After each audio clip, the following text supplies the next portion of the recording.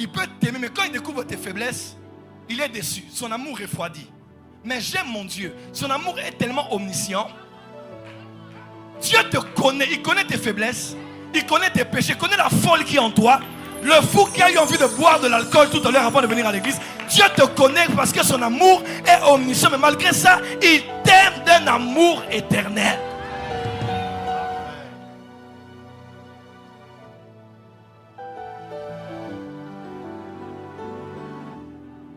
Lève et m'a dit Dieu m'aime. Voilà pourquoi, Julien, je suis sûr qu'on doit revoir le thème de la parabole du fils prodigue. Et si cette parabole ne parlait pas du fils prodigue, mais du père aimant?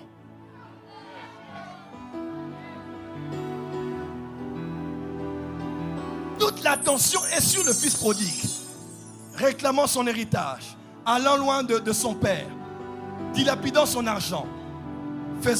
Il n'est pas rentré vers son père parce que son père le manquait, mais parce qu'il était dans la dèche, dans la galère, dans le pétrin. Il évalue, il dit, mais même mes serviteurs de mon père vont mieux que. Il ne dit pas, papa me manque, daddy manque. Non.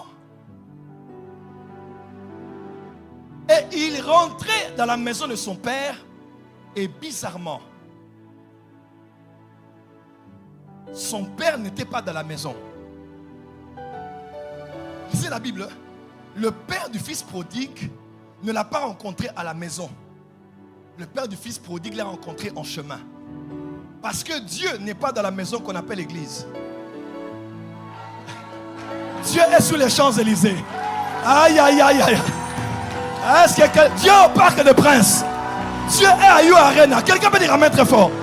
Dieu n'est pas dans ces quatre murs. Dieu est là où les païens sont. Il attend qu'ils viennent parce que Dieu les aime. Et la Bible dit, le fils prodigue marchait, mais son père courut. Pourquoi? La culpabilité marche, mais l'amour court. La culpabilité marche, mais l'amour court. Laisse-moi dire à quelqu'un ce soir, l'amour de Dieu court vers toi. L'amour de Dieu vient vers toi. L'amour de Dieu vient vers toi.